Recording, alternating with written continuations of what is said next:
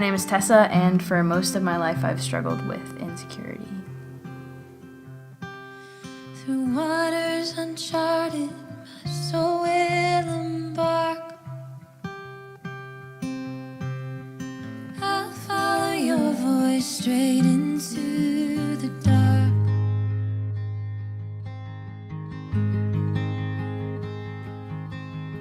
I can see it in your eyes that you're gonna run. You're gonna run. I think as a kid, I was kind of like, I was a ham. I was like boisterous, and I didn't care that much about like what people thought. I can remember a time, I think it was elementary going into middle school, where like people start noticing boys, and I noticed boys from starting in kindergarten, but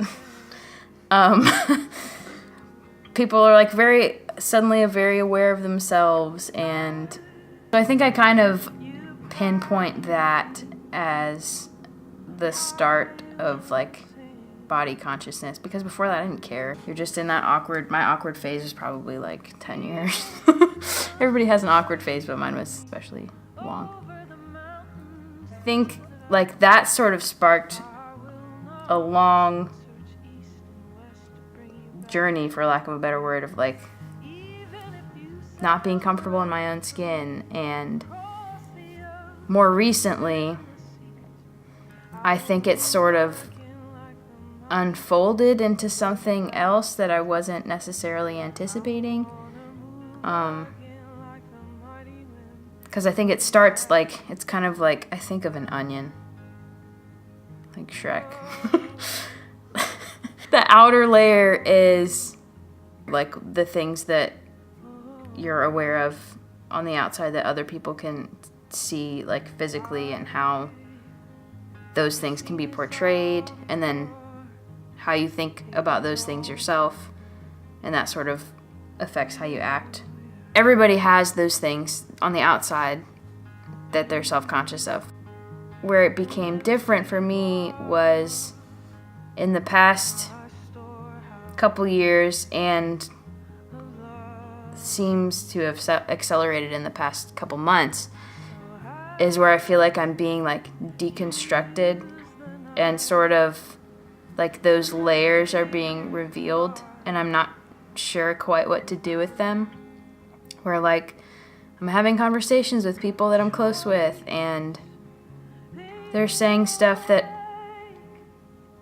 I don't 100% agree with, but I don't know how to not combat them, because the people, they're people that I love and I know care about me, but I don't know how to show them this part of me exists and is like present and wants to come to the forefront of things, but I don't know how to make that happen. I'm seeing these things that never knew existed, but seeing these layers peeled back, it's been like a really painful process of trying to figure out how to deal with. It feels like all of these things are surfacing at once, sort of. And maybe partially because I started going to counseling in September, and it's been awesome. Like, I would recommend it I feel like everybody could benefit from counseling. But in stepping out and going, you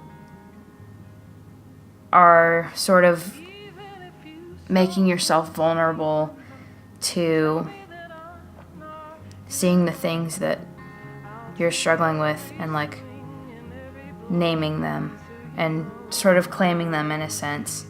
And I think for a little while it feels like you're giving those things power over you.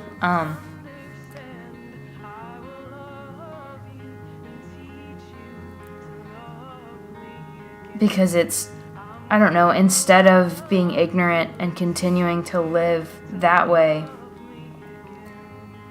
and them being under the surface and they're still affecting you, you're just choosing to ignore them and not call them what they are. So in choosing to call them out, you're entering into a process of, well, I know what that is now, so I have to figure out where it comes from and how to deal with it and how this interacts with like my faith too. When you do the work of digging and uncovering things that maybe you wish weren't there, but calling them what they are, there's hope in that, because you can choose to deal with the things instead of sort of letting them rot you at the foundation. The problem is termites. The termites are in the foundation. So We now choose get to ignore personal. the termites. I don't want to pay the exterminator. Ooh. I don't want to pay the exterminator. You don't want the exterminator to come into your house, I don't want the exterminator anywhere near my house. but to come inside and see them. I would like to pretend like I don't have termites. I go through phases where I'm like really good with prayer, and then phases where it's absent, basically. So I think when I have been praying recently, my prayer has been like, I just want God to be with me.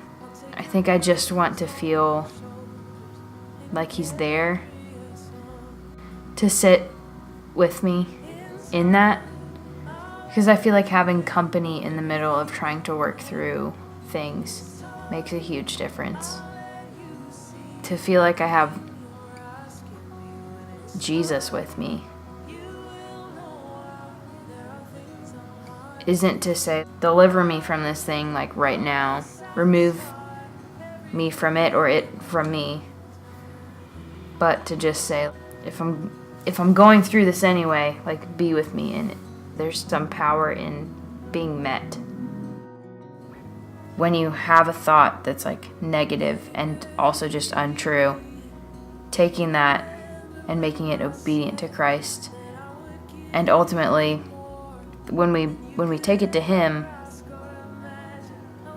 He's going to tell us, this is not true of you.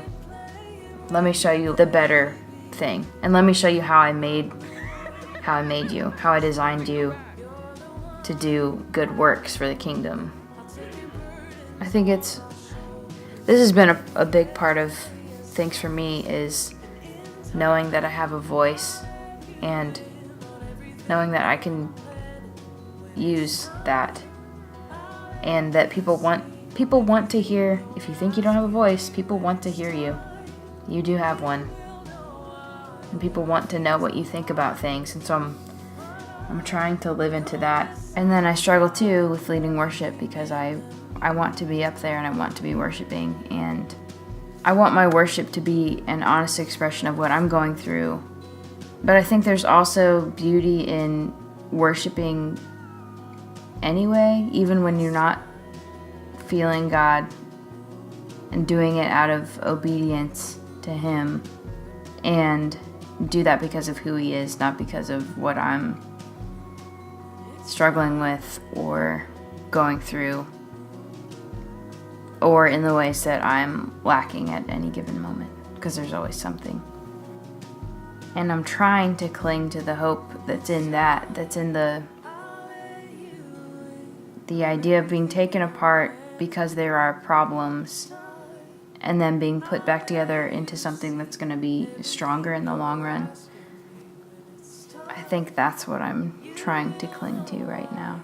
There are things I'm hiding from you, but I'm gonna satisfy everything in the me.